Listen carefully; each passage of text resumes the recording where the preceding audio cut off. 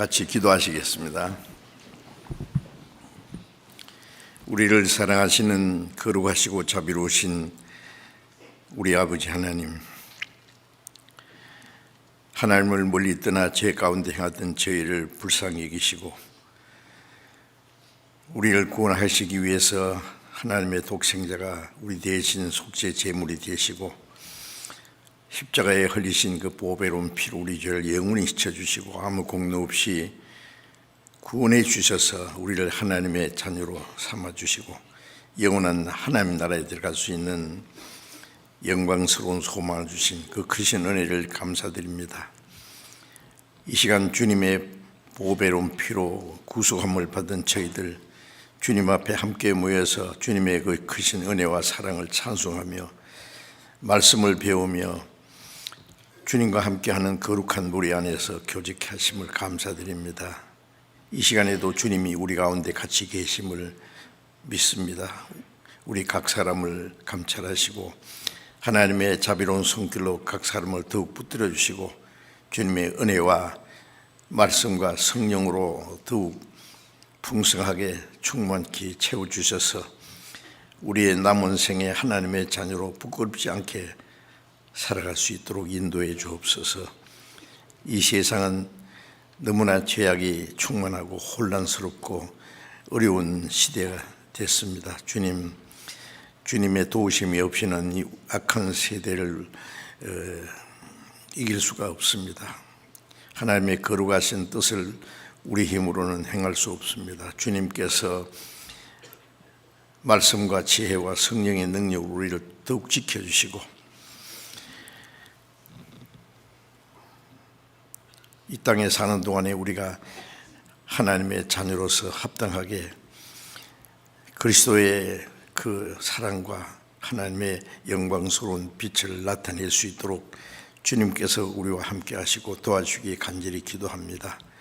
전국에 있는 우리 교회, 세계 많은 교회, 어려운 가운데서 믿음을 지키고 복음을 전하는 모든 형제 자매들 더욱 말씀과 사랑과 성령의 능력으로 붙잡아 주셔서 주님의 복음을 더욱 담대히 전가하고 많은 영혼들을 주님 앞에로 인도해서 구원받게 하는 하나님의 역사를 능히 이루게 해 주시옵소서. 우리 가운데 아직도 하나님의 사랑을 참으로 깨닫지 못한 사람이 있으면 그 마음을 열어주시고 멀잖아 다시 오시는 주님 앞에 그 영광 앞에 설 수 있도록 주님께서 인도해 주시고 도와주시옵소서. 때를 따라 우리에게 필요한 말씀을 주시고 우리 행할 길을 가르쳐 주시는 주님, 이 시간에도 우리에게 나타내시고자 원하시는 주님의 말씀, 주님의 거룩하신 뜻, 우리가 마땅히 어떻게 행할 일들을 더욱 가르쳐 주옵소서. 우리 주 예수님 이름으로 기도드렸습니다. 아멘. 네, 주시겠습니다.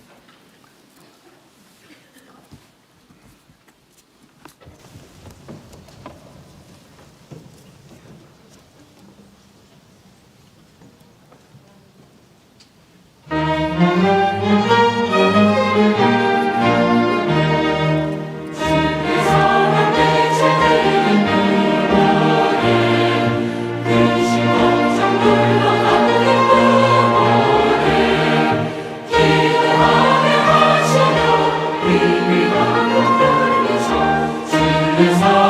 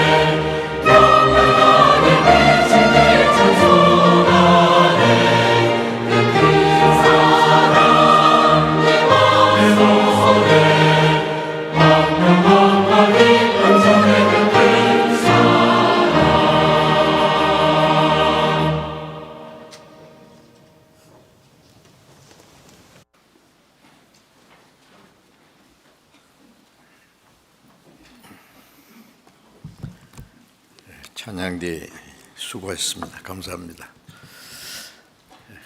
성경 히브리서 10장을 찾겠습니다. 히브리서 10장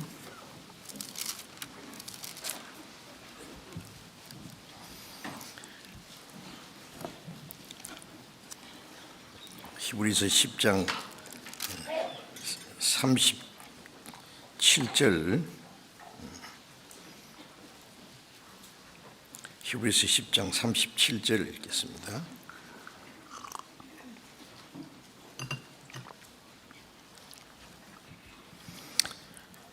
(37절을) 같이 읽겠습니다.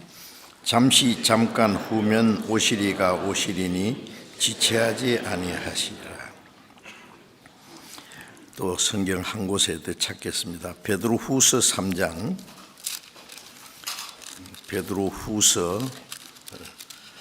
3장입니다. 3장 10절부터 읽겠습니다. 10절부터 13절까지 읽겠습니다.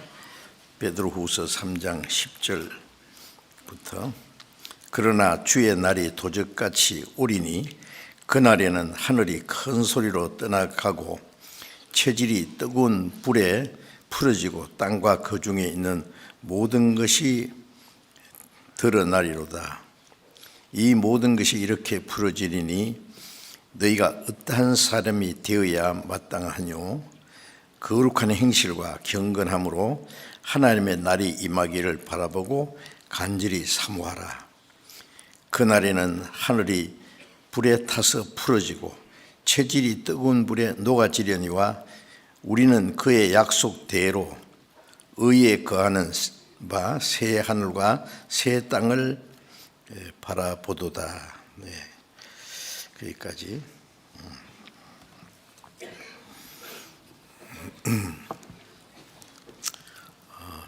세상이 아주 혼란스럽습니다. 어떤 어려움이 있더라도 우리 그리스도인들은 확실한 믿음과 소망이 있기 때문에 세상이 어려울수록 더욱 주님을 가까이 하고 더 많이 기도하고 다시 오시는 주님을 사모하는 그런 마음과 믿음을 가지고 살아야 되겠다 하는 마음이 간절합니다. 오늘은 말씀드릴 제목을 속히 오실 주님을 사모하자, 속히 오실 주님을 사모하자 하는 제목을 정해봤습니다. 그래서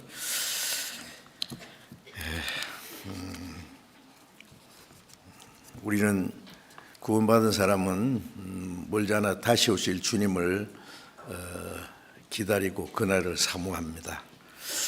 그런데 우리 시대에는 정말 우리는 살아서 주님을 맞이할 수 있는 그런 시대에 살 수 있다고 믿을 수 있습니다. 왜냐하면 주님이 재림하시기 전에 이루어질 징조가 우리 시대에 그대로 다 이루어졌기 때문입니다. 성경에는 예수님의 재림에 대한 많은 예언과 약속이 있습니다.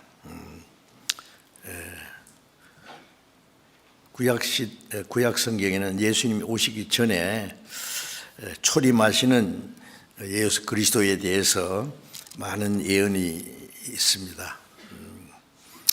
그것이 하나도 빠짐없이 다 이루어졌습니다. 동정녀 탄생으로 세상 오시고 베들레헴에 오신 그리스도 예수님의 삶과 그 예수님이 십자가의 속죄 제물로 죽으시고 부활하시고 성천하신 그 내용들은 구약에 예언된 것이 그대로 다 이루어졌습니다. 예수님은 십자가에서 구원의 역사를 다 이루시고 부활하심으로써 모든 사람에게 믿을 만한 증거를 주셨습니다. 그리고 복음이 온 세계에 전파될 것이라고 약속하셨는데 그 약속이 다 이루어졌습니다. 이제 남은 것은 예수님의 재림에 대한 말씀만 남았습니다. 성경 전체 안에 3분의 1 정도가 예수님의 재림에 대해서 예언되어 있습니다. 구약에도 예수님의 초림뿐 아니라 그리스도의 재림에 대해서도 많이 기록되어 있고, 또 사도들, 선지자들, 그리고 예수님께서도 친히 예수님의 재림에 대해서 말씀하셨는데 그것이 하나도 빠짐없이 다 이루어질 겁니다. 마태복음 16장 27절 28절에 보면은 예수님이 제자들에게 말씀하시기를 여기 섰는 사람 중에 죽기 전에 인자가 왕권을 가지고 오는 것을 볼 자들도 있느니라고 하셨어요. 그 제자들에게 하신 말씀인데, 여기 섰는 사람 중에, 예수님 제자들 중에 죽기 전에 주님이 왕권을 가지고 재림하시는 모습을 볼 사람들이 있다. 그런데 예수님이 제자들을 주님 앞에 간 지가 오래됐는데 예수님이 하신 말씀이 어떻게 된 것일까요? 그렇게 말씀하신 이후에 바로 한 일주일 후에 마태복음 17장 1절부터 3절까지 보면은 예수님이 베드로, 요한, 야고보 세 사람을 데리시고 높은 산에 올라가셔서 예수님의 모습이 갑자기 변화됐습니다. 얼굴이 해같이 빛나고 옷이 아주 신눈보다 더 신게 빛난 옷을 입으시고 갑자기 모세와 엘리야가 나타났어요. 그게 마태복음 17장 첫 부분에 있습니다. 구약 시대에 두 선지자 대표는 모세와 엘리야입니다. 모세는 이스라엘 민족을 애굽에서 인도해낸 그 가장 위대한 선지자고 또 율법의 대표입니다. 엘리야는 하나님과 동행하면서 하나님의 말씀을 전파했던 그 가장 어려운 시대에 하나님의 말씀을 전하던 사람으로서 죽지 않고 산채로 휴거된 사람입니다. 불병긋하고. 그 모세와 엘리야가 갑자기 예수님과 함께 나타났어요. 그래서 세 제자가 그 모습을 보고 너무 놀랐을 겁니다. 그리고 너무 두려워서 눈을 뜰 수가 없었을 거예요. 그 베드로가 할 말을 잃어버리고 예수님께 하는 말이 주여 여기가 참 좋습니다. 내가 초막 셋을 짓는데 하나는 모세를 위해서, 하나는 그리스도를 위해서, 하나는 모세를 위해서, 하나는 엘리야를 위해서 하시더라. 여기 너무 좋은데 초막 셋을 만들어서 이렇게 주님과 모세와 엘리야 우리도 같이 여기 있고 싶습니다. 성경에 베드로가 무슨 말을 할지 모르고 한 말이었다고 했어요. 그때 예수님 갑자기 하늘에서 음성이 들리기를 이는 내 사랑하는 아들이요 기뻐하는 자니 너희는 저의 말을 들으라. 잠시 후에 모세와 엘리야는 사라졌어요. 이제 모세는 구약의 대표입니다. 율법과 선지자에게 증거를 받은 율법과 선지자의 대표가 모세와 엘리야고 그 예언한 것은 예수님을 예언해요. 이제는 모세와 엘리야가 아니라 예수님의 말씀을 들어야 된다는 말씀입니다.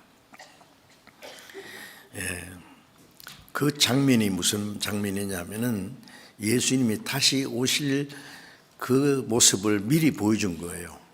예수님이 바로 며칠 전에 제자들에게 여기 섰는 사람 중에 죽기 전에 인자가 왕권을 가지고 오는 걸 볼 자도 있다고 하신 것은 그 모세와 엘리야와 예수님의 모습이 갑자기 변화된 그것을 본 세 제자를 향해서 하신 말씀입니다.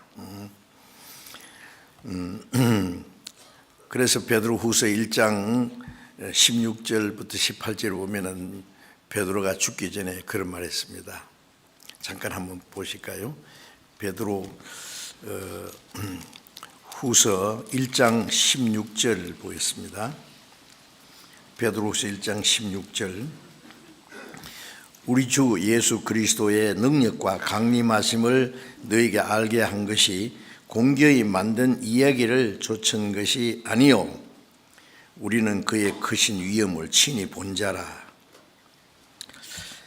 주님의 능력으로 강림하심, 재림하시는 그 말씀은 공교히 만든 이야기를 좇은 것이 아니다. 우리는 그의 크신 위엄을 친히 본 자다. 예수님이 재림하시는 그 영광스러운 장면을 우리는 친히 봤다 그랬어요. 언제 봤습니까? 그 다음 말씀이 17절에 지극히 큰 영광 중에서 이러한 소리가 그에게 나기를 이는 내 사랑하는 아들이요 내 기뻐하는 자라 하실 때에 저가 하나님 아버지께 존귀와 영광을 받으셨느니라. 이 소리는 우리가 저와 함께 거룩한 산에 있을 때에 하늘로서 나옴을 들은 것이라. 마태복음 17장에 그 예수님과 제자들이 높은 산에 올라갔을 때에 모세와 엘리야가 나타났던 그 모습을 말씀하는 겁니다. 그것이 예수님이 재림하시는 광경입니다. 성경에 보면 하나님이 하실 일을 미리 보여주는 일이 있어요. 본 영화 상영되기 전에 예고편 보여주듯이 말이죠. 그래서 예수님이 재림하시는 광경을 제자들은 우리는 친히 봤다 그랬어요. 그리고 왜 모세와 엘리야가 나타났냐 하면은 모세는 하나님을 믿을 뿐 아니라 그 이스라엘 민족을 구원했던 그 일을 한 사람이고, 그런데 가나안 땅에 들어가지 못하고 느부산에서 죽었습니다. 엘리야는 하나님의 말씀을 전하고 하나님과 동행하다가 산채로 올라갔습니다. 이 두 사람은 예수님이 재림하실 때 예수님을 맞이하는 할 수 있는 두 종류의 사람이에요.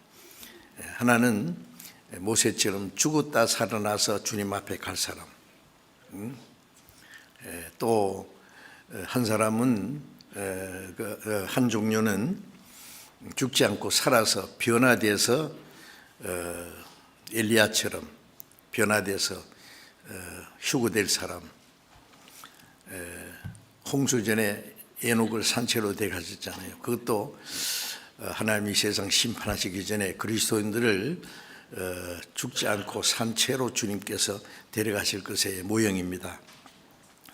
그래서 모세와 엘리야는 죽었다가 살아나서 천국에 갈 사람의 모습, 엘리야는 죽지 않고 살아서 주님을 맞이할 사람의 모습입니다. 데살로니가전서 4장 16절에 보면은 또 찾아봅시다. 데살로니가전서 4장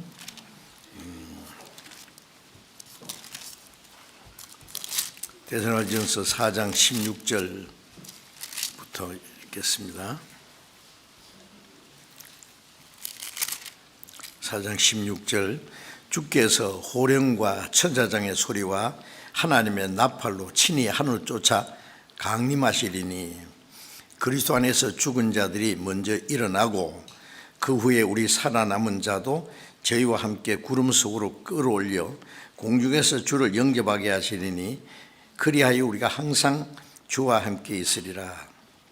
여기 예수님이 재림하시는 광경을 미리 이렇게 말씀하신 겁니다. 주님이 호령과 천사의 소리와 하나님의 나팔로 친히 하늘을 쫓아 강림하시리니.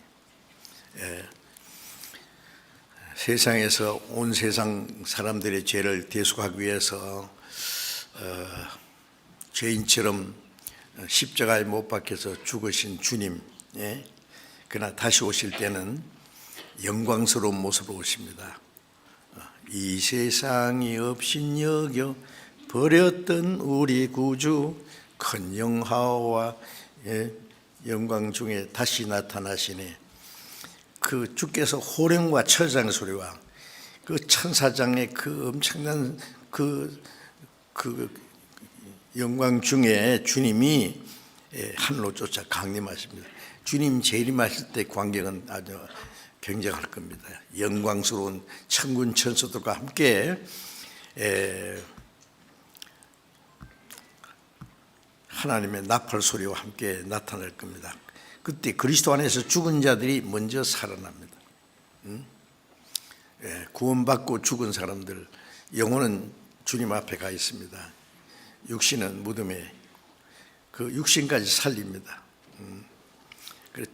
죽은 자들이 그 고린도전서 15장에 보면은 주님이 오실 때 마지막 나팔에 순식간에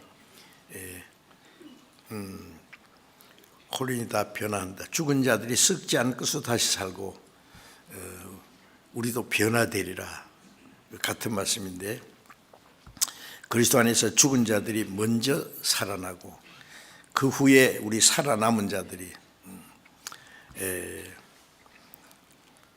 부활하신 성도들과 함께 구름 속으로 끌어올려 공중에서 주님을 영접하시리니 하게 하시리니 그리하여 우리가 주와 항상 함께 있으리라. 그때부터 영원히 다시는 주님과 헤어지지 않고 주님과 함께 그 영광 중에 살 겁니다. 그런데 여기서 우리는 주님 오실 날이 너무 가까웠기 때문에 살아서 엘리야처럼 또 에녹처럼 죽지 않고 살아서 주님을 맞이할 수 있는 이 휴거되는 우리 살아남은 자들이 부활한 성도와 함께 구름 속으로 끌려오죠. 공중에서 주를 영접하겠느니 그 휴거라 그러죠. 영어로는 랩처라고 하는데 혼련이 변화돼서 주님을 맞이하는 겁니다. 하여튼 주님 오실 날이 너무 가까운 것은 확실합니다. 잠시 잠깐 후면은 오시리가 오시리니 지체하지 아니하시리라. 히브리서 10장 37절에 있는 말씀이 잠시 잠깐이라고 했어요. 우리가 볼 때는 수천 년 긴 역사지만은 하나님 보실 때는 잠시입니다. 시편 90편 2절 3절에 보면은 하나님께서는 천년이 지나간 어제 같다. 밤의 한 경점 같을 뿐이다. 하나님은 영원하신 하나님 보실 때에 천년이 지나간 어제 같다. 잠깐입니다. 그러니까 하나님 편에서는 잠시 잠깐이라고 그렇게 표현하셨습니다. 잠시 잠깐 하면은 오시리로 약속된 그분이 반드시 오실 것이다. 지체하지 아니하시리라. 그런데 우리는 다시 오실 주님을 살아서 맞이할 수 있는 그런 시대에 산다고 믿을 수가 있습니다.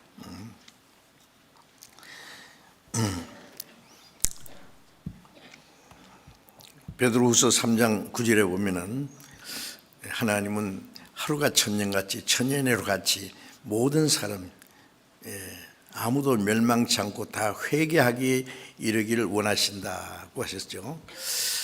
이 하나님이 사람이 허락하신 이 긴 기간, 오래 참고 기다리는 기간은 아직 구원받지 못한 죄인들이 구원받을 수 있는 기회를 주시는 거예요. 하나님의 오래 참으심이 너희 구원이 될 줄로 알라는 말씀도 베드로서 3장에 있습니다. 지금도 오래 참고 기다리고 계시는데 그 오래 참고 기다리는 시간도 갑자기 끝납니다. 이제 마냥 있는 게 아니에요. 기한이 차면은 그 기간도 끝납니다.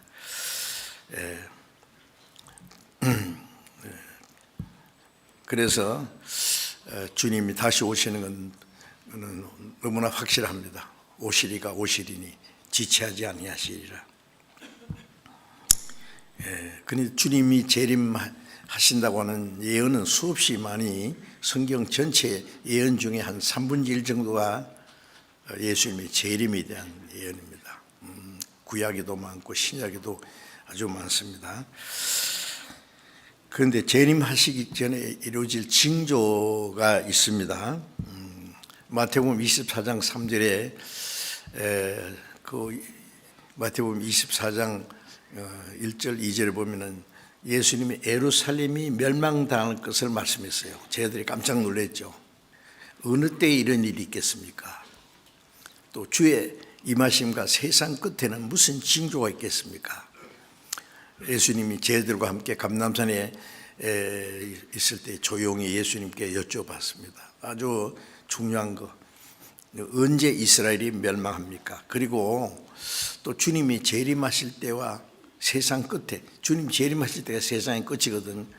그날이 되기 전에 무슨 징조가 있겠습니까? 예수님이 만일 그런 징조는 없다 그러면 그만일 텐데 자세히 말씀했습니다. 이 세상 끝날에 대한 징조, 주님이 재림하기 전에 이루어진 징조에 대해서 많이 말씀하셨는데, 그 많은 말씀 중에 누가복음 21장 잠깐 보겠습니다. 누가복음 21장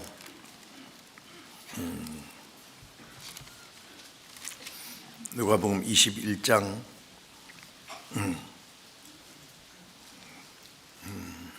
10절부터 읽겠습니다. 누가복음 21장 10절.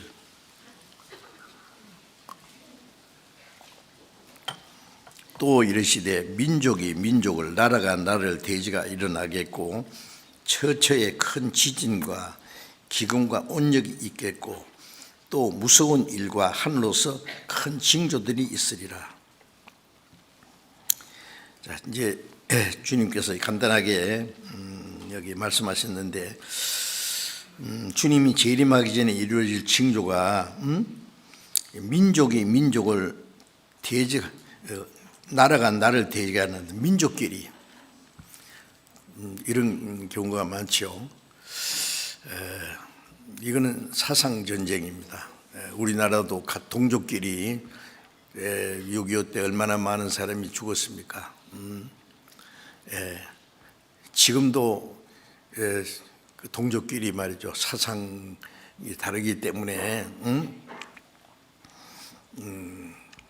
싸웁니다. 사실상 전쟁이죠. 그래서 나라가 나라를, 또 큰 나라는 나라끼리 전쟁 준비 광분합니다. 이 말씀하실 때는 지금부터 약 2000년 전에 예수님 말씀하실 때는 그때는 핵무기라는 것도 없고 세계 대전이라는 것도 생각할 수가 없었을 거예요. 그런데 지금은 참으로 강대국들의 핵무장을 하고, 만일 어느 한 곳에서 핵 무기가 터지면은요, 연쇄적으로 터집니다. 그래서 온 세계가 핵 전쟁에 휘말려 3차 세계 대전이라고 그러죠. 그래서 과학자들이 하는 말을 빌리면은 핵 전쟁이 일어나면 30분 안에 이 지구가 다 불타버릴 거라고요. 한 번도 아니고 한 100번 이상. 지금 북한까지 합하면은 8나라가 핵무기를 가지고 있습니다.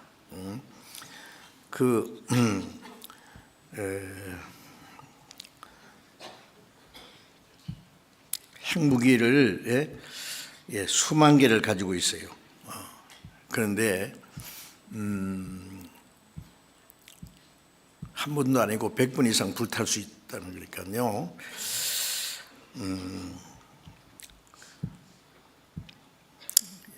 요한계시록 16장에 보면 아마게돈 전쟁이라서요. 아마게돈 전쟁. 그리고 또 에스겔 38장에 보면은 마지막 전쟁이 극한 북방, 이스라엘에서 똑바로 북쪽이 모스크바입니다. 로스와 메섹, 로스입니다. 제가 모스크바에 1년에 한 번씩 몇 년 동안 가서 전도하러 갔죠. 러시아를 영어로 ROSES 그래가지고 로스라고 그러죠. 로스케 그랬지 않습니까? 그리고 로스와 메섹이 모스코입니다. 그 투발리스탄 그 전부 그대로 있어요. 그리고 러시아가 이스라엘 치러 갈 때에 앞잡이 노래하는 나라들이 지금도 그대로 있습니다. 제일 앞잡이 노래하는 나라가 지금 이란입니다. 전에 그 성경에는 파사라 그랬는데 페르시아, 팔비 왕 때는 친미 국가였어요. 그런데 갑자기 미국을 배반하고 친소로 넘어갔습니다. 지금 이란이 핵무기를 개발하고요. 개발 다 많이 해놨죠. 그 개발하는 목적이 이스라엘 치기 위한 겁니다. 그래서 이스라엘에서 이란의 핵무기 만드는 과학자들을요 4사람을 그냥 죽여버렸어요. 제가 아는 대로만 해도요. 어떤 사람은 아침에 자기 차를 운전하려고 운전석에 앉아서 시동을 탁 끄니까 폭발해가지고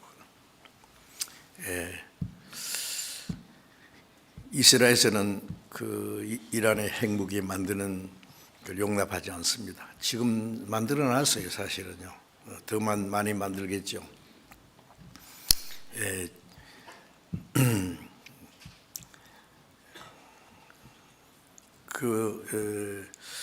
이란이 아마 그 제일 앞잡이 노를 할 텐데 성경에 그 파사 페르시아의 이름을 국호를 이란이라고 개칭을 했습니다. 그래서 그게 이란입니다.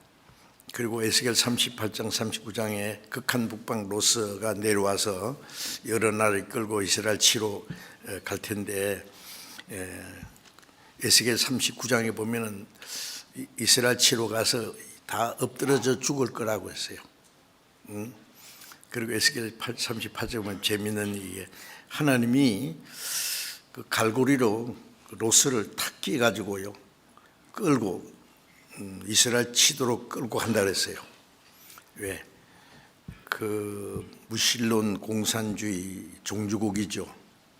지금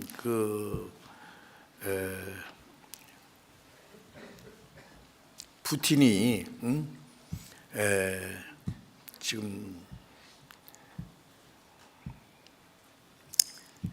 지금 그 핵무기를 많이 가지고 있다고 지금 큰소리 치죠.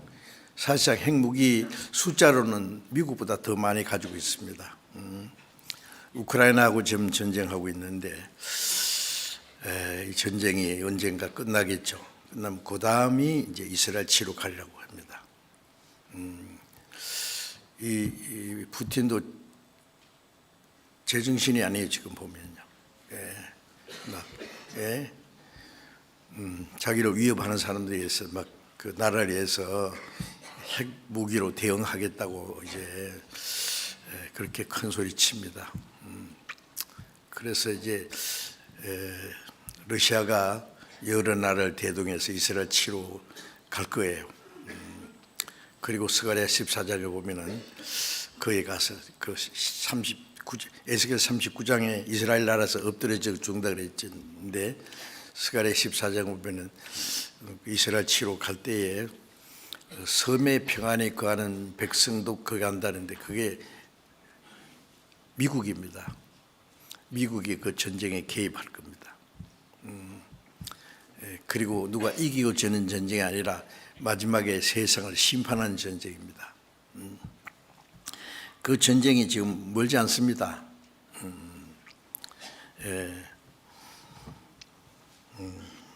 그래서 과학자들이 만든 그 세계 그 운명의 시계 바늘이 아시죠? 세계 운명의 시간이 90초 전이래요. 90초 전. 그거는 이제 뭐 점쟁이들이 만든 게 아니고 과학자들이 모든 걸 계산해서 마지막 전쟁의 이 세상의 종말이 얼마나 종말의 시계가 90초 전이라고 이제는 분으로 안 따지고 이제 초로 따집니다. 시한폭탄 한 가지죠. 그거는 우리는 부인할 수 없습니다. 그리고 이사야 50장 11절을 보면은 횃불을 둘러 띈 자여 네가 피운 불 속에 네가 들어가리라. 열방은 자기가 판 웅덩이에 자기가 빠지며 자기가 숨긴 그물에 자기가 걸렸도다. 옛날 소돔 고모라가 망할 때는 유황불이 하늘에서 내려왔잖아요. 예. 그 소돔 고모라가 망한 장소가 지금 사해 지구상에서 제일 낮은 곳입니다. 지중해보다도 약 400m 낮은 곳인데요. 거기에는 불 한 포기도 없고 고기 한 마리도 없어요. 사해 죽은 바다입니다. 지금도 그 유황 온천이 있어요. 제가 온천도 들어가 봤는데, 그런데 그 옆에 그 유황들이 있습니다. 덩어리가 불 붙이면 다 붙어요. 가장 그 강한 유황으로 되어 있답니다. 세계적으로 그런 거 없어요. 그래 유황으로 멸망당한 것이 아주 확실합니다. 근데 마지막에 세상을 심판할 때는요, 뭐 그 정도가 아닙니다. 예. 뭐 유황이 뭐 하늘에서 내려올 필요 없어요. 이사야 50장 11절의 말씀대로 자기들이 피운 불 속에 너희가 들어가리라. 인간들이 만들어 놓은 폭탄에 다 터져 죽습니다. 참 마지막에 세계적으로 경제적으로도 어려운데요. 그 사람 죽이는 무기를 이렇게 만들어 가지고요. 가만히 생각해 보세요. 이거 제정신이 아닙니다, 전부. 유엔이 말이죠. 전쟁의 위험을 막고 세계 평화를 위한 건데 그 유엔이 평화를 그 전쟁을 막지 못합니다. 평화를 보장 못합니다. 언제든지 전쟁은 일어날 수 있어요. 어느 한 곳에서 핵 전쟁이 나면은 그게 전 세계 핵 전쟁이 일어나고 마지막 3차 세계 대전은 인류가 멸망하는 전쟁이라는 걸 다 알고 있어요. 그 날이 사실은 멀지 않습니다. 그리고 민족이 민족을 나라가 나라를 대지가 일어난다. 전쟁이죠. 처처의 큰 지진과 기근과 온역, 큰 지진. 지진은 하나님이 땅을 흔들어 버려요. 예수님이 십자가 죽으실 때에 큰 지진이 있었죠. 그건 예수님이 구원의 역사를 이루신 동시에 심판도 결정됐습니다. 그래서 이사야 28장에 보면은 큰 지진이 나서 막 땅이 침망같이 흔들 거다. 침망은 이제 이 그네로 사람이 왔다 갔다 하면서 그 자는 거 있지 않습니까? 이 땅이 침망같이 흔들린다. 큰 지진, 큰 지진이라 그랬죠. 지금 전 세계적으로 이 자연의 재난이요, 지진과 그 다음에 기근, 지금 전 세계 기상 이변으로 비가 내리지 않고 굶어 죽는 사람들 많습니다. 아세요? 참 우리는 거기에 비하면은요, 그 몰라요. 잘 사람들이 굶어 죽는 거 잘 모르죠. 기근과 그다음에 온역 전염병입니다. 전 세계 전염병이 있는데요. 뭐 과거에 흑사병 같은 거, 그다음에 여러 가지 바이러스로 그 많은 사람이 죽는데 그건 국지적인 것이었어요. 그리고 조금 어느 지역에는 끝났는데 이번에 코로나19 바이러스라는 것은 순식간에 세계적으로 퍼졌지 않습니까? 다행히 지금 많이 좀 안정이 되긴 했는데 안심할 수 없습니다. 앞으로 더 무서운 전염병이 생길 수도 있다고 그렇게 경고합니다. 그래서 처처에 큰 지진과 기근과 온역이 있겠고 전염병입니다. 자, 무서운 일과 하늘로서 큰 징조도 있으리라. 자, 이제 하나는 이 지구를 뒤 흔들어 버릴 거예요. 예. 하나님이 더 이상 이제 사람이 세상에 살도록 허락하지 않을 테니까요. 그래서 노아의 때와 같을 것이다. 누가복음 17장 26절에 보면은 창세기 6장에 보면 홍수 전에 세상이 죄악에 관영했다 그랬죠. 관영하니까 이 세상을 다 물로 심판하리라. 싹 썰어버렸던 거 아시죠? 소돔 고모라는 유황불로 멸망시키고, 유황불로 소돔 고모를 멸망시킨 것은 마지막에 세상을 불로 심판할 것을 미리 보여준 겁니다. 그래서 노아의 때와 같으리니, 또 롯의 때와 같으니, 롯이 소돔성에서 나가자마자 소돔 고모라가 유황불로 멸망을 받았는데 그때와 같으리라 했어요. 스바냐를 잠깐 찾겠습니다. 스바냐 구약성경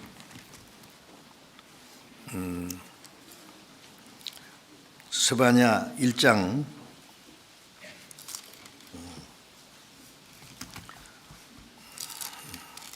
스바냐 구약 1306페이지입니다. 스바냐 1장 2절 3절을 제가 읽겠습니다. 여호와께서 가라사대 내가 지면에서 모든 것을 진멸하리라. 내가 사람과 짐승을 진멸하고 공중의 새와 바다의 고기와 그치게 하는 자들과 악인들을 아울러 진멸할 것이라. 내가 사람을 지면에서 멸절하리라. 나 여호와의 말이니라. 이 말씀은 약 2600년 전에 기록된 말씀인데요. 지면에서 모든 걸 진멸하리라 해서 하나님이 마지막 이 세상 심판입니다. 사람과 짐승을 진멸하고 공중의 새와 바다의 고기와, 홍수 때 바다 고기는 안 죽었어요. 마지막에 이 심판 때는 바다의 고기도 다 죽습니다. 악인들을 아울러 진멸할 것이라. 내가 사람을 지면에서 멸절할, 아주 이 지구를 싹 깡그리 싹 없애버린다는 말이에요. 무슨 말씀이죠? 하나님의 그 심판입니다. 세상에 심판을 이미 결정했어요. 그래서 베드로후서 3장 6절 이하에 보면은 노아 홍수 때 그때는 물로 멸망할 거니와 이제는 동일한 말씀으로 불사르기 위하여 멸망할 때까지 이 세상을 보존해 경건치 않은 사람의 심판과 멸망의 날까지 보존해 남겨두신 것이다 했어요. 이 세상 불로 심판할 것은 뭐 자명한 사실입니다. 예. 지금 북한에서는요, 뭐 엄청난 그 무기를 만들어 놓고요, 걸핏하면 불바다 만들겠다고 막, 그 뒤에 러시아가 또 부추기고 있어요. 자, 하여튼 우리는 아주 마지막 전쟁의 위협을 느끼면서 살고 있습니다. 그 전쟁과 그 다음에 자연의 재난과 그 다음에 지진과 온역, 전염병, 그리고 마태복음 24장 12절에 보면 불법이 성함으로 많은 사람의 사랑이 식어지라. 불법인 죄악입니다. 죄악이 충만해집니다. 예. 부모가 자식을 버리고 자식이 부모를 버리고 사랑이 없어요. 결혼한 사람들이 급하면 이혼하고 도덕이 땅에 떨어졌습니다. 성적으로 극도로 타락했습니다. 소위 선진국가라는 나라들이 동성 결혼을 합법화, 앞다퉈서 말이죠. 우리나라에서도요, 국회의원들 중에 대학 교수라는 사람들 중에 우리도 다른 나라처럼 동성 결혼을 합법화해야 된다고 떠벌리고 있어요. 지금 기독교인들이 그걸 반대하고 있습니다. 그래서 지금 뭐 동성 결혼을 합법화는 안 됐어도요, 간통죄도 없어졌죠. 지금 간통해도 죄가 안 됩니다. 지금 바람둥이들 참 좋아하게 생겼어요. 그리고 뭐 낙태도요, 뭐 몇 달까지는 괜찮다고. 지금 낙태 자유화. 낳은 애도 말이에요, 쓰레기통에 갖다 내버리고요. 사랑이 없어요. 잔인합니다, 사람들이. 낙태를 하는 것을 합법화하고, 그 영아 학살입니다. 이 과거에 상상할 수 없는 일들이 일어나고 있어요. 죄악이 충만합니다.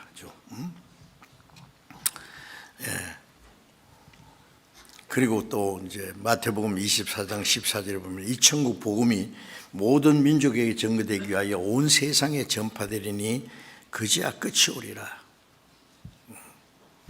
복음이 온 세계에 전파된다. 예수님 말씀하실 때는요, 제자들도 아직 잘 안 믿을 때예요. 성경은 그냥 히브리어로 기록되고 일부는 아람어로 기록됐지만 구약은요, 예수님이 말씀하신 이후 신약은 헬라어로 기록되고 아직 다른 나라 말로 번역되지 않았을 때 하신 말씀입니다. 이 복음이 온 세상에 전파되리니, 전파되려면은 성경이 번역돼야 될 거 아니에요. 지금 몇 나라 말로 몇 가지 말로 번역되는지 아십니까? 3,686개 방언으로 번역되었다고 지금 발표되었습니다. 전 세계 수천 가지 방언이 있는데 글로 번역할 수 있는, 글로 옮길 수 있는 말은 다 번역됐습니다. 성경이. 땅끝까지, 우리는 동쪽 끝에 있는 나라죠. 땅끝까지 다 전해졌습니다. 성경 말씀대로 이 예루살렘에서 시작된 복음이 땅끝까지 다 전파되었습니다. 뭐 이 전파를 통해서, 빠른 교통수단을 통해서, 문서를 통해서 다 전해졌습니다. 주님 재림하시기 전에 주님이 말씀하신 그 징조는 우리 시대에 다 이루어졌어요. 안 이루어진 거 있습니까? 그 중에 또 가장 중요한 거 하나가 이스라엘의 회복입니다. 이스라엘. 마태복음 24장 32절 이하에 보면은 무화과나무의 비유를 배우라 그러죠. 마태복음 21장에 보면 무화과나무, 열매 없는 무화과나무를 예수님이 저주해서 말라 죽어버렸죠. 버트랜드 러셀이라는 사람은 나는 왜 크리스찬이 아닌가. 자기 어머니는 그 할머니 밑에서 엄격한 기독교 교육을 받고 자랐는데 나는 왜 크리스찬이 아닌가. 그 책을 썼는데 그 이유 중에 하나가 예수님은 무화과나무를 저주해서 죽였다는 거예요. 참 예수님은 꽤 잘하는 거예요. 근데 감나무 앞에 가서 보니까 감이 없으니까 도끼로 쾅쾅 찍었죠. 이놈 감나무 열매도 없어. 그런 식으로 생각한 거예요. 예수님이 무화과 열매 맺히지 않는 무화과나무 화가 나가지고 죽였습니까? 아니에요. 잎사귀만 무성하고 열매 없는 무화과는 이스라엘 가르친 거예요. 그래서 이스라엘을 비유하는 나무가 무화과입니다. 그래서 예레미야에서도 보면은 이스라엘 민족이 하나님의 말씀을 순종하지 않을 때는 악하여 먹을 수 없는 무화과를 맺히기도 한다. 이렇게 이스라엘을 얘기했습니다. 그래서 무화과 열매 없는 잎사귀만 무성한 무화과나무는 이스라엘은 하나님의 백성이라는 그 이름은 가지고 있었지만은 뭐 안식일도 지키고 율법도 지키고 뭐 그러지만은 그들은 하나님을 멀리 있던 하나님의 사랑도 잃어버렸어요. 그 이스라엘 민족이 저주받을 것을 가르친 거예요. 그런데 영원히 저주받는 게 아니라 겨울 동안에 말라 죽었던 무화과나무가 여름이 가까이 되면 가지가 에너지가 세게 나오죠. 저주받은 무화과나무가 잎사귀가 나오면 여름이 가까운 줄 알듯이 이런 일이 된 것보다 인자가 가까이 문 앞에 있는 줄 알아. 이스라엘 민족이 하나님의 선한 택한 백성이 선민인데 기원전 586년에 바벨론에 의해서 망했습니다. 율법도 범하고 죄악이 충만하기 때문에 하나님이 바벨론을 들어서 솔로몬이 지은 성전 다 불제를 보였어요. 그리고 가난한 농부들만 남겨놓고 몽땅 바벨론을 끌고 왔어요. 70년 후에 다시 돌아오긴 했지만은 바벨론, 페르시아, 헬라, 로마 600여 년간 강대국의 식민지 국가로 졌습니다. 그리고 서기 70년 당시에는 로마가 이스라엘 점령하고 있을 때에 유대인들은 로마를 정복하고 이스라엘 독립시키기로 기대했는데 그렇지 않기 때문에 이 사람 메시아가 아니라 해서 예수님을 십자가에 못 박아 죽이는 일을 했지 않습니까? 그런데 서기 70년에 로마 타이스트 대장이 군대를 끌고 치들어와서 유대인 110만 명을 무자비하게 죽였어요. 예루살렘 성전을 또 불질렀어요. 스룹바벨이 만든 제2성전도 다 46년 동안 지은 성전도 불질러 버렸어요.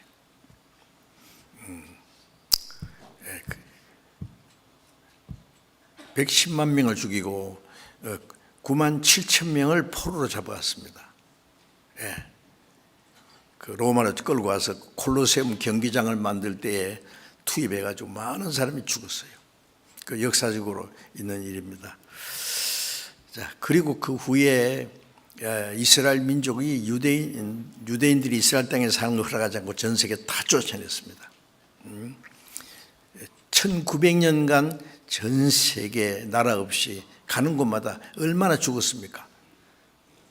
온갖 순환과 학살을 당하던 민족, 유대인이라는 신분을 숨기기 위해서 살기 위해서 숨기고 곳곳에 숨어 살았던 유대인들, 나라 없어진 지 2600년, 기원전 586년에 유다 왕국이 망했으니까요.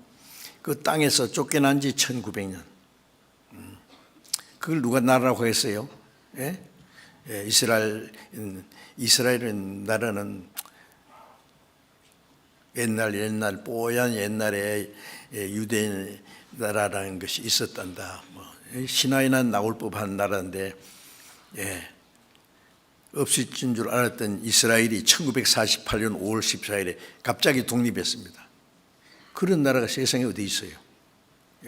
나라 잃어버린 지 2600년, 그 땅에서 쫓겨난 지 1900년, 상상해 보세요.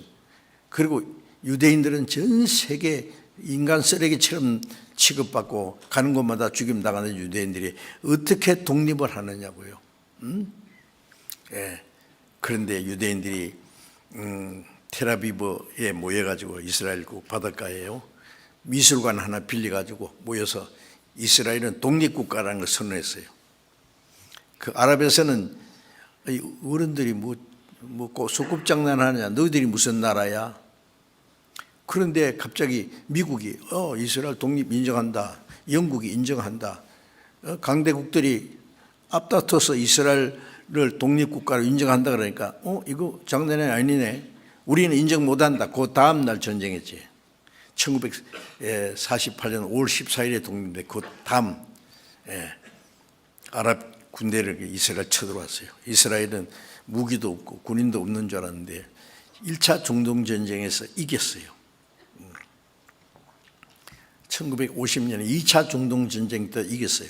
1967년 6월에 있었던 3차 중동전쟁에서 대승리를 했어요. 나세르 대통령이 아랍의 14나라를 연합전선을 만들어가지고 이스라엘을 딱 포위해가지고 순식간에 싹 지중해에다가 쳐넣으려고요. 그 전쟁이 나기 일주일 전에 아랍에서 만든 포스터 제가 가지고 있는데 이스라엘을 지중해에다 쳐넣는 그림 그려놓고 투 헤로 시오니스트, 지옥으로 들어가라 이 시온주의자들아. 그런데 6일 만에 이스라엘이 대승리했어요. 그 막강한 14나라 1억 2천만 명 되는 그 나라입니다. 이스라엘은 225만 명 그때 이스라엘 땅에 사는 유대인들 225만 명하고 1억 2천만 명하고 상대에 싸웠는데 6일 만에 이스라엘 대승리를 했어요. 상상이 갑니까? 예.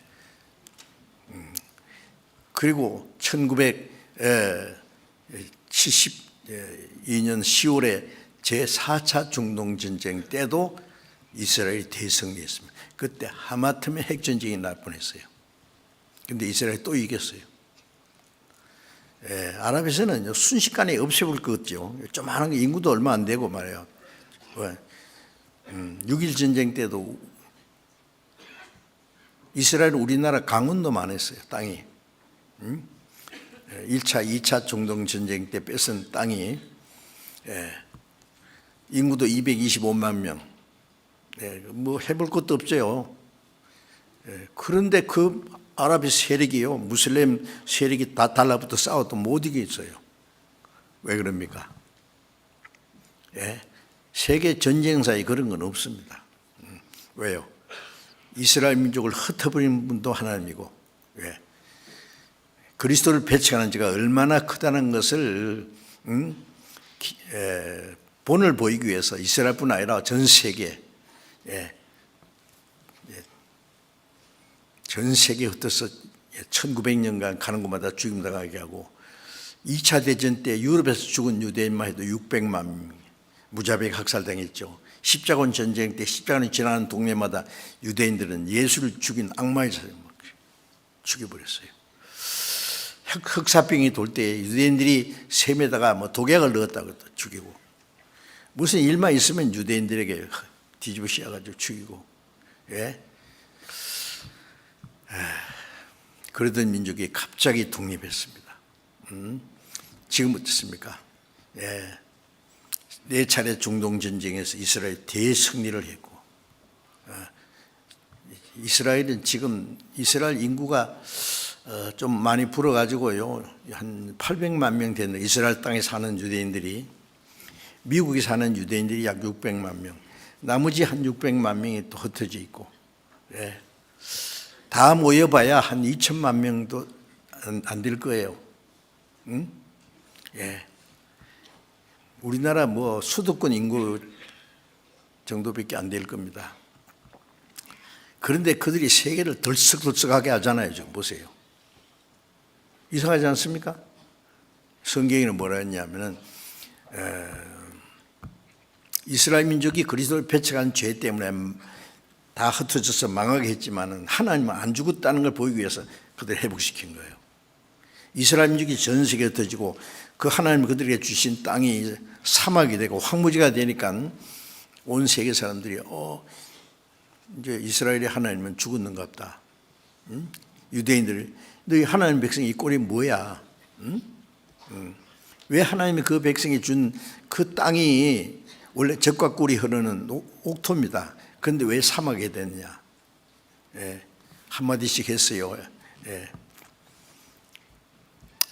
그런데 이스라엘은 죄를 지어서 망했으면 하나님 안 죽은 땅을 하나님 계신다는 걸 보이기 위해서 이스라엘을 회복시키는 겁니다.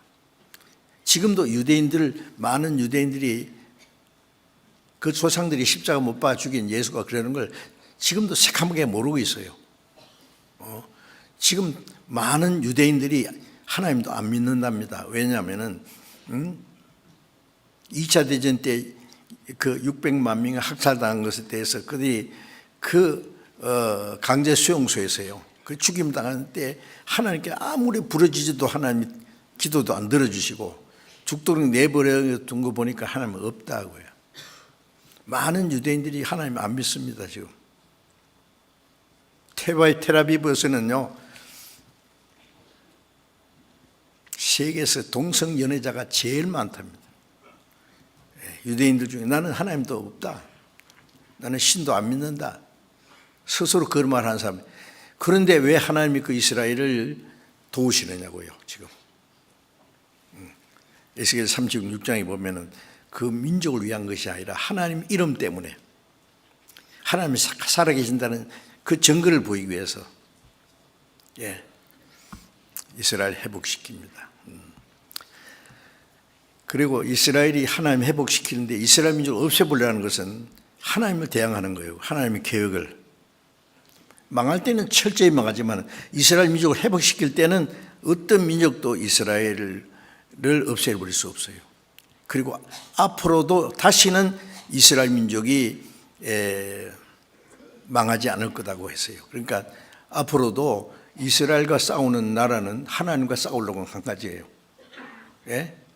이스라엘 민족을 지구상에 없애버릴 수 있다면 이 성경을 다 거짓말로 만들 수 있거든요. 그 생각 하셔야 됩니다. 이스라엘 민족은 하나님이 살아계신 증거를 보이는 거예요. 그러니까 이제 이 세상 끝날까지 이스라엘 민족이 어떤 일을 하느냐가 중요한 것이 아니라 이스라엘 배후에 하나님이 계셔요. 그래서 어떤 나라도 이스라엘을 대항해서 이길 수는 없습니다. 지금 요즘 보세요. 하마스가 이스라엘 순식간에 없애버리려고 수천 개를 순식간에 미사일을 막 쏘아댔지만 무슨 일이 일어났습니까? 예? 가자 지구에 수만 명 죽었잖아요. 예. 뭐 하마스뿐만 아니라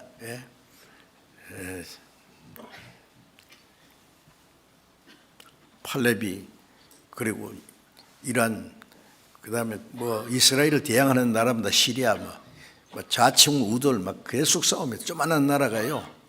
응? 예.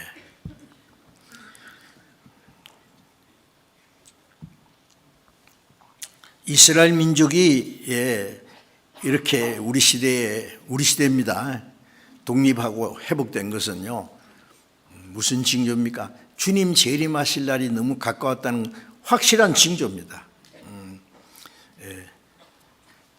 그리고 이사야 28장 22절에 보면은 이사야가 말하기를 하나님이 이 세상 땅끝까지 세상을 멸망시키기로 작정한 것을 내가 하나님께로부터 들었다. 물로 세상을 싹 썰어버리기로 그 홍수 때 작정한 것처럼 이제는 불로 싹 썰어버리기로 하나님 작정했어요. 그 끝입니다. 그게 아까 베드로후서 3장에 주님 재림하기 전에 하늘이 큰 소리로 떠나가고 체질이 뜨거운 불에 풀어지고 모든 게 드러나 모든 게 다 타버린다 했어요. 체질이 뜨거운 원소가 싹 녹아버리는 거예요. 없어져요. 이 지구에 사람이 살 수 있는 게 없어져요.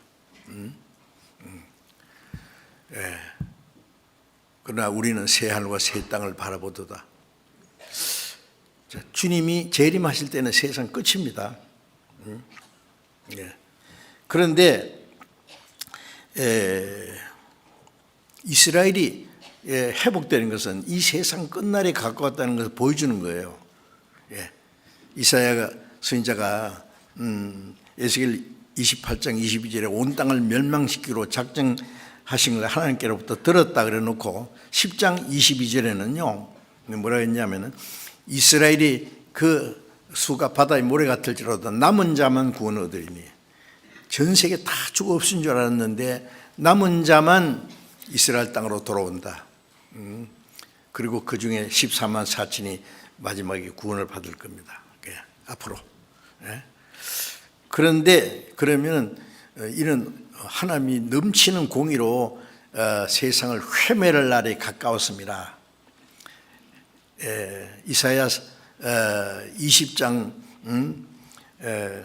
22절에 그렇게 말씀했습니다. 온 땅을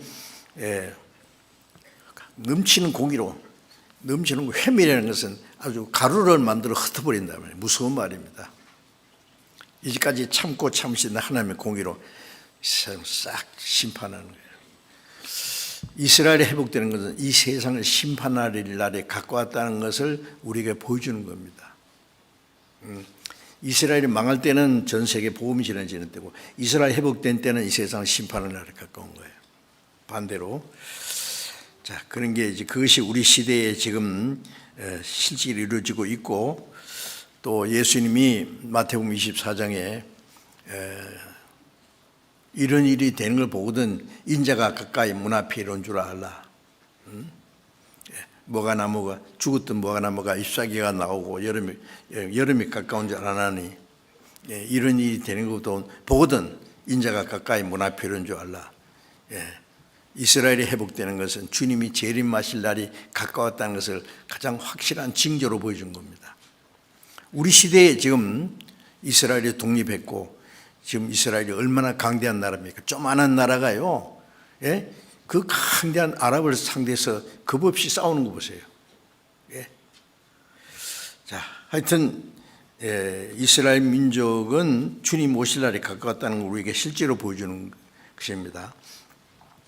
그럼 주님 오실 때에 어떤 일이 있느냐? 아까 데살로니가전서 4장 16절에 주님이 공중에 재림하실 때 천사들과 함께 오실 때에 그리스도 안에서 죽은 자들이 먼저 부활하고 살아있는 사람은 호련히 변화돼서 주님을 맞이한다. 그것이 우리 시대에 이루어지고요. 이 세대가 지나기 전에 이래 다루를 그 세대라는 것은 그 시대의 사람들이 살아있을 때 설마 그런 일이 있을까 생각되잖아요. 한 번은 이루어져야 되는데 그러면 항상 설마입니까? 지금 우리 시대 같은 시대가 어디 있느냐고요. 우리 시대같이 성경이 정확하게 예언이 다 이루어졌어요. 오늘 주님 오셔도 성경에 아무 문제가 없습니다. 예언이 다 이루어졌으니까. 그리고 이제 그동안에 하나님이 오래 참고 기다리신 것은요, 더 많은 영혼이 구원받기 위해서, 또 구원받은 사람들이 주님으로 해서 살 수 있는 기회를 주시기 위해서. 구원받은 사람 정신 차려야 돼요. 이 세상에 무슨 미련이 있어서 세상 사람들처럼 화롭게 잘 묵고 잘 살기 위해서 하나님 기회를 주신 것이 아니라 주님 앞에 설 때 부끄러움없이 서기 위해서 주님을 위해서 순종할 수 있는, 일할 수 있는 기회를 잠깐 주신 거예요. 우리는 세상 사람처럼 멸망받을 사람처럼 그렇게 살 수는 없습니다.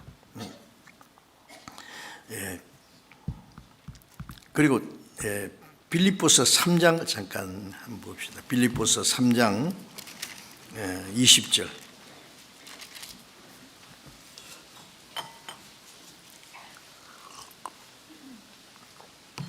빌립보서 3장 20절 21절 같이 읽겠습니다. 오직 우리의 시민권은 하늘에 있는지라 거기로서 구원하는 자 곧 주 예수 그리스도를 기다리노니 그가 만물을 자기에게 복종케 하신 자의 역사로 우리의 나은 몸을 자기 영광의 몸의 형체와 같이 변케 하시리라. 주님 오실 때 오직 우리의 시민권을 하느니라. 구원받은 사람은 땅에서 살기 위해서 있는 게 아니라 우리 시민권은 하늘에 있습니다. 이중 국적이라고 했잖아요. 우리 육신이 태어난 땅에 이제 국적을 가지고 있어요. 우리는 한국 시민이고 또 거듭난 사람은 천국 시민이요. 그런데 우리의 시민권은 하늘에 있다. 이 땅의 시민권은 잠깐 후에 없어집니다.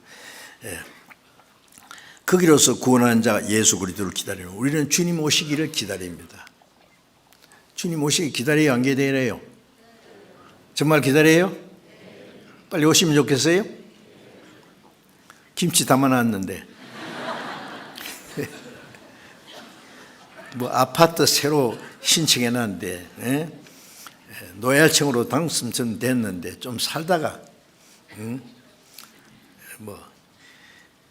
여러분 주님 앞에 가면은 얼마나 영광스러운 날이 될지 상상해 보셨어요? 이 세상에 아무리 좋은 것도 만분의 1도 그게 비교할 수 없습니다.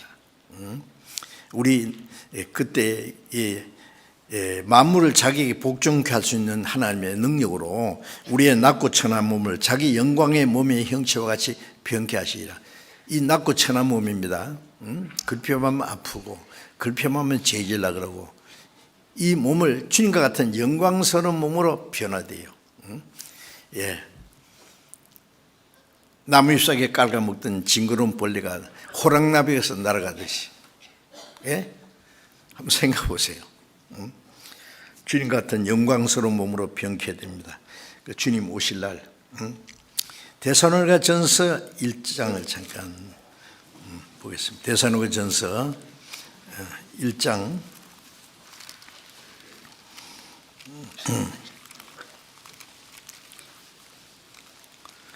데살로니가전서 1장 10절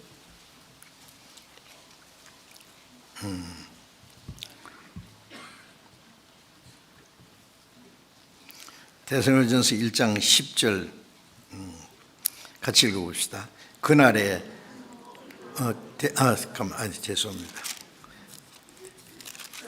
데살로니가전서 1장 10절 같이 읽겠습니다.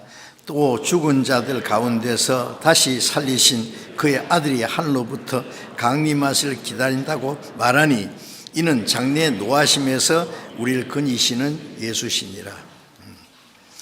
죽은 자들 가운데서 다시 살리신 그의 아들 예수님이 하늘로부터 강림하심을 기다린다고 말하니, 우리는 기다리잖아요. 근데 왜 오셨냐면은 이는 장래에 노하심에서 우리를 건지시는 예수. 장래에 노하심은 이 세상에 하나님이 끝까지 복음을 믿지 않는, 구원받지 않는 사람을 심판하시는 게 하나님의 진노입니다. 장래에 하나님의 노하심에서 이게 마지막 이 세상의 대환란이죠. 그래서 거기서 우리를 건지시는 예수시니라. 홍수전에 하나님이 에녹을 데려가시듯이 이 세상의 마지막 심판 전에 하나님이 우리를 데려가십니다. 예. 어떤 사람은 구원받은 사람이 7년 환란에 들어가느니 어쩌니 천만의 말씀이요. 홍수전에 에녹을 데려가시는 것처럼 구원받은 성도들을 그 마지막 이 세상 하나님이 진노하시는 거기서 우리를 다 데려가십니다. 예. 자, 그래서 우리도 환란전에 휴거될 것을 믿습니다. 금년이 며칠 안 남았죠. 금년 안에 주님 오실지도 몰라요. 금년에 안 오시면 내년에 오실까. 그렇게 기다려도 뭐 잘못된 거 없습니다. 예.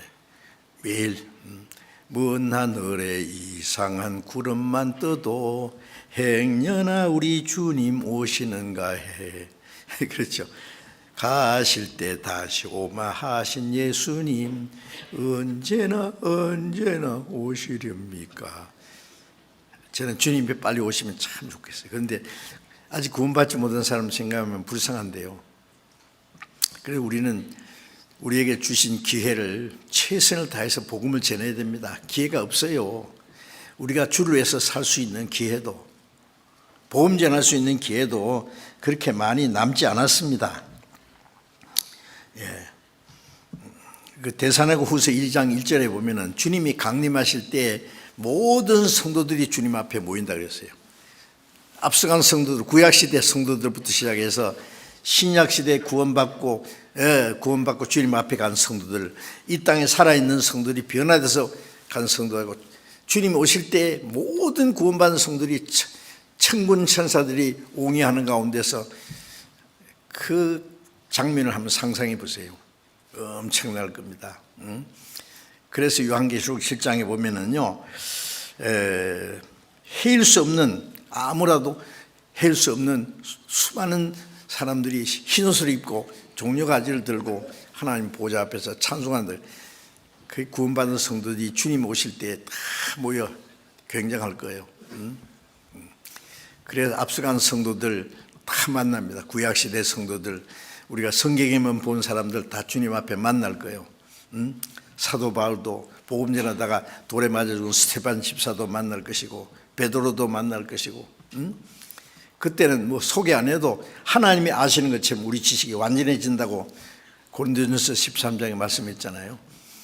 우리가 주님처럼 완전해집니다. 아는 것도.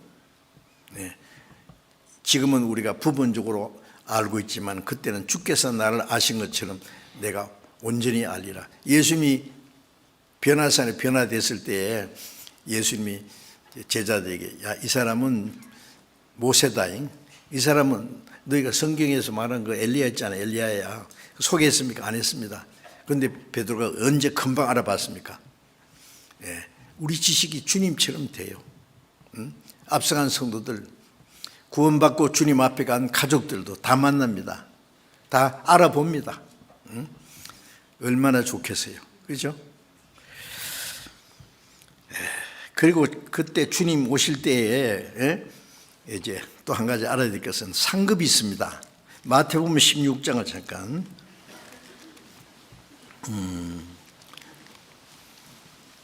16장 마태복음 16장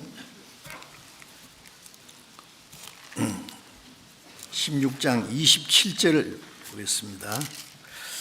마태복음 16장 27절 같이 읽어봅시다. 인자가 아버지의 영광으로 그 천사들과 함께 오리니 그때에 각 사람의 행한 대로 갚으리라.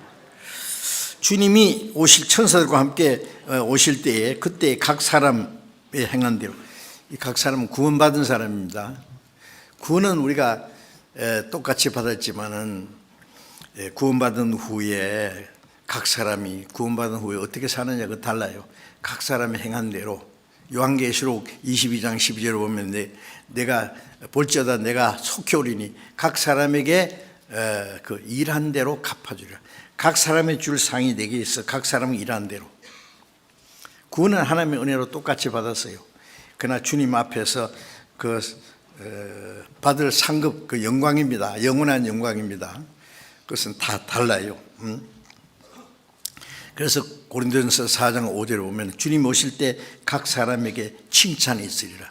어떤 사람은 칭찬이 있고 착하고 충성된 종아 칭찬이 있을 거예요. 어떤 사람은 이 악하고 게으른 종아 하고 책망도 질 거예요. 어떻게 해야 돼요? 칭찬받을 만 합니까? 주님이 오심을 사모하면서 살아가십니까? 아니면 세상 사람처럼 무턱대고 그냥 어떻게 하면 잘 먹고 잘 살까? 그것만 바라고 살아갑니까? 우리의 마지막 소망은 주님께 있습니다. 주님께. 시편 39편 6절 7절에 보면은요, 이스라엘의 왕 다윗이 말하기를 각 사람은 그림자같이 다니고 헛된 일에 분유하며 재물을 쌓아나 누가 취하는지 알지 못합니다. 주여 내가 무엇을 바라요? 나의 소망은 주께 있나이다. 위대한 다윗 왕 주변에 있는 나라 다 정복하고 통일왕으로 이루은 그 위대한 왕이 말하기를 각 사람은 그림자같이 다니고 헛된 일에 분유하며, 헛된 일 왜냐하면 잠시 후에 다 없어질 거예요. 그 바람처럼 그걸 잡으려고요. 분유하나 재물을 쌓나 누가 취하는지 알지 못합니다. 주여 내가 무엇을 바라려? 나의 소망은 주께 있나이다. 그 위대한 다윗 왕도 지금부터 3000년 전 사람이에요. 우리는 정말 이제 구원받은 사람으로서 우리의 소망은 오직 주님께 있습니다. 주님 오실 때 주님과 같이 우리가 변화되고 주님의 영광에 참여할 그날을 사모하면서 살아야 돼요. 이 세상 사람처럼 헛된 일에 우리의 마음 뺏기면 안 됩니다. 베드로전서 4장 7절에 만물이 마지막에 갖고 왔으니 너희는 정신을 차리고 근신하여 기도하라. 정신 차려! 정신을 못 차리는 사람도 있어요. 구원받은 사람 중에 에베소서 5장에 보면은 잠자는 자여 깨어서 죽은 자 가운데 일어나라. 그리스도께서 네게 빛이시니라. 구원받았는데도 잠자는 사람이 있어요. 세상 꿈꾸는 사람이 있어요. 부자 되는 꿈도 꾸고 왕 되는 꿈도 꾸고 꿈속에 헤매는 사람들. 그러면 안 됩니다. 깨어 일어나서 그리스도께서 빛이시니라.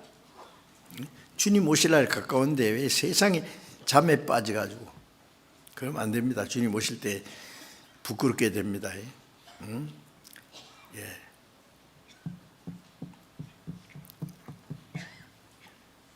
요한복음 9장 4절에 보면은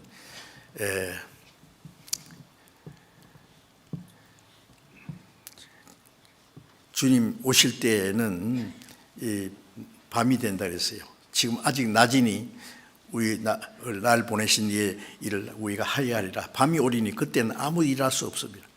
일할 수 없는 밤이 속히 오리라. 우리는 마지막 우리에게 주신 기회입니다.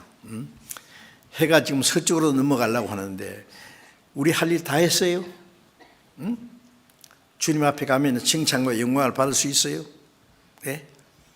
고린도후서 5장 9절에 보면 바울 사도는 내가 거하든지 떠나든지 살든지 죽든지 주를 기쁘시게 한 자 되길 힘쓰노라. 이는 우리가 반드시 그리스도의 심판대 앞에 드러나서 각각 그 몸으로 행한 것을 따라 받으려 합니다. 왜 살아도 주를 기쁘게, 죽어도 주를 기쁘게 하려고 노력하느냐? 우리가 반드시 그리스도의 심판대 앞에 드러나요. 구원받기 전에는 다 지나갔어요. 그건 계산 안 합니다. 구원받고 나서 그 후에 어떻게 살았느냐? 그건 전부 계산됩니다. 그건 상급이에요. 상급은 영원한 거예요. 오늘이라도 주님 앞에 가면은 우리가 후회될 것 많을 거예요. 이럴 줄 알았으면 내가 주를 위해서 좀 더 멋지게 살 걸. 세상에 헛된 걸 위해서, 간사한 자기 육체의 소욕을 위해서 비겁하게 사는 것이 너무 후회스러울 겁니다. 우리는 아직 기회가 남았잖아요. 우리 남은 기회를 좀 주를 위해서 열심히 살아야 되겠다 하는 마음이 있습니다. 주님 오시는 날 구원받은 사람들이 각 사람에게 행한 대로 갚아줄 거라 생각하면요. 그래서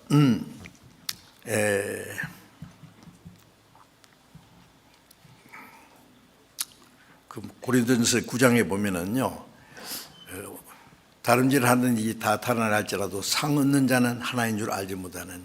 너희도 상 얻도록 이렇게 다름박질하라. 이 올림픽 국가 대표 선수들이요, 선수로 이제 발탁이 됐는데 올림픽에 가서 어떤 사람은 금메달을 얻고 은메달을 얻고 동메달 다 다르죠. 올림픽 선수 나갈 때는 똑같은데 돌아올 때는 어떤 건 금메달을 막 몇 개씩이나 달고 은메달 달고 막 환영하는 그 가운데 오는 사람이 있느냐 하면은 아무것도 못 얻은 사람은 밤에 살살 기어서 들어올 거예요. 부끄럽게. 여러분, 우리는 구원을 받았어요. 주를 위해서 살 수 있는 기회를 주셨잖아요. 이 장난입니까? 지어낸 얘기입니까? 주를 위해서 좀 올바로 멋지게 살 수 없을까?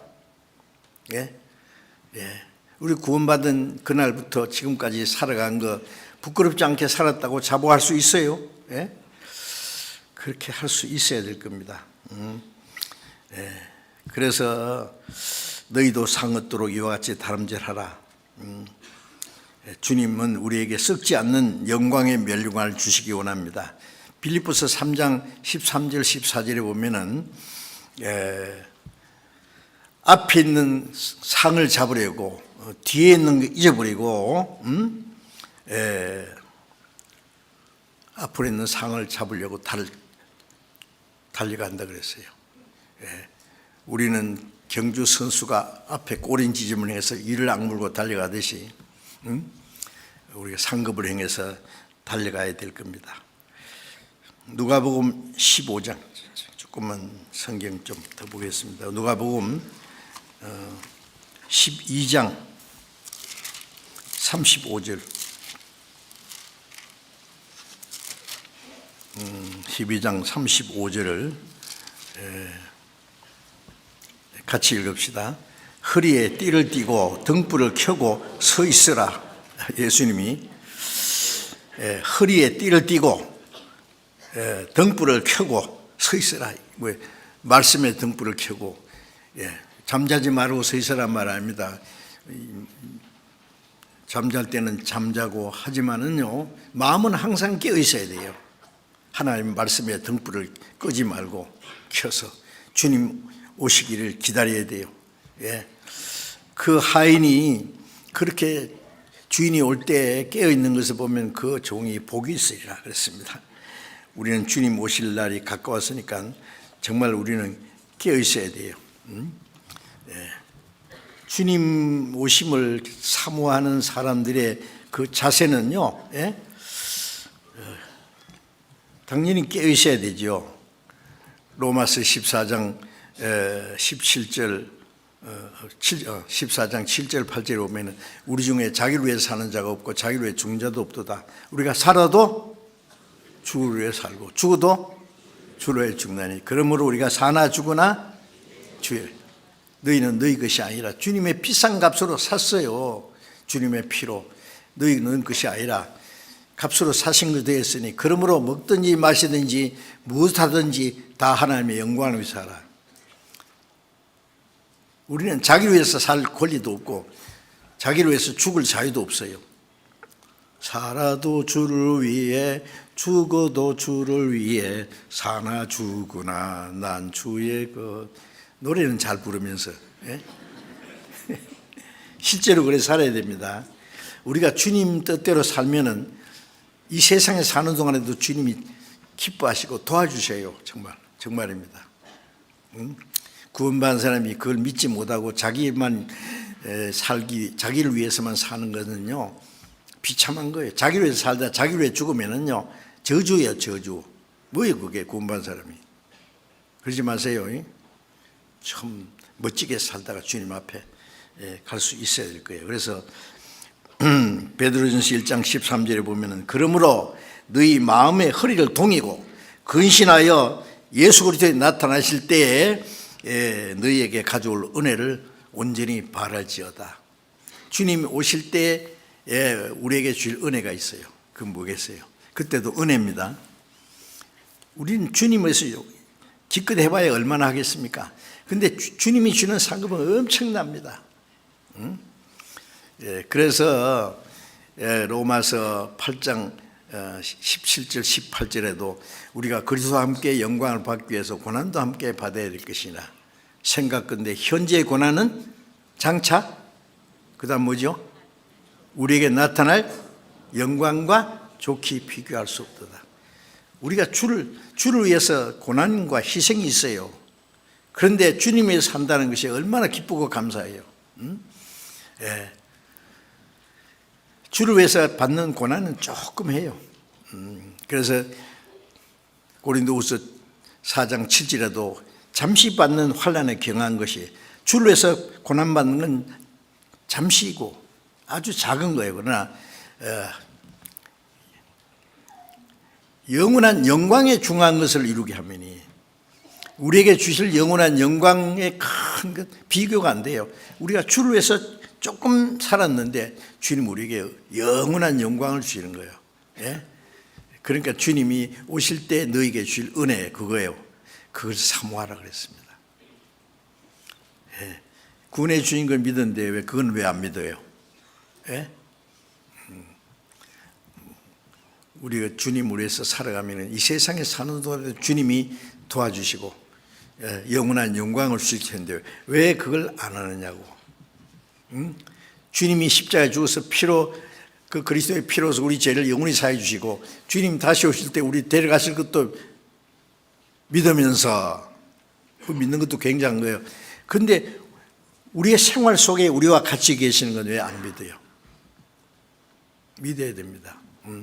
너희는 무엇을 먹을까 무엇을 마실까 무엇을 입을까 임하지 마라. 다 이거는 이방인들이 하나님 없는 모르는 사람들이 하는 것이다. 이 모든 것이 너희에게 있어야 할 줄 아시느니라. 그러면 뭐 어떻게 입만 벌리고 하늘만 쳐다보고 가만히 있으란 말이에요. 너희는 먼저 그 나라와 의를 구하라. 그리하면 이 모든 걸 다 하시리라. 우리가 주님 말씀을 순종하고 주님 뜻대로 살면은 우리의 육신에 필요한 것은 하나님이 다 책임지신다고. 죽든지 살든지 하나님께 맡겨놓고 얼마나 좋아요. 그러면 주님이 우리를 도와주시고 주님의 영광을 위해서 살 수 있도록 하실 겁니다. 우리가 아직 기회가 얼마나 남았는지 모르지만 그렇게 많이 남진 않았습니다. 주를 위해서 살 수 있는 기회도 복음을 전할 수 있는 기회도 얼마 안 남았어요. 이제 마지막 우리에게 주신 기회를 최선을 다해서 이제까지 주님 뜻대로 못 살았으면 이제부터라도 주님을 위해서 열심히 살면은 주님이 함께 하시고 도와주실 겁니다. 이제 우리 동계 수련회 있고, 그 다음에 우리 1월 달에 첫 번 전도 집회 위해서 기도하시고, 이번에도 많은 영혼이 구원받도록 기도하시고, 기도를 많이 하셔야 됩니다. 하나님의 도우심 없이는 우리는 할 수 없으니까 기도를 많이 합니다. 그것이 우리에게 주신 특권이에요. 기도는. 기도 안 하는 사람은 하나님이 주신 특권을 포기하는 거예요. 그러면 안 되죠. 열심히 기도하시면서 나는 어떻게 주님을 위해서 살아갈까, 어떻게 복음을 전할까, 어떻게 주를 기쁘시게 할까, 항상 그런 마음을 가지고 살아가면서 주님 오심을 사모해야 되겠습니다. 기도하겠습니다. 자비로우신 하나님 아버지, 이 마지막 때에 주님의 보배로운 피로 우리를 구원해 주신 것을 감사합니다. 우리의 몸도 영혼도 다 주님의 것이오니 이제 남은 생에 다시는 자기를 위해서 살지 않고, 자기를 위해서 죽지도 않고, 살아도 주를 위해서, 죽어도 주를 위해서, 모든 것 하나님의 영광을 위해서 하는 것이 되도록 도와주시고, 멀지않아 다시 오시는 주님 영광 앞에 부끄럼 없이 설 수 있도록 우리 모두를 말씀으로 다스려 주시고 인도해 주시옵소서. 우리 주 예수님 이름으로 기도드렸습니다. 아멘.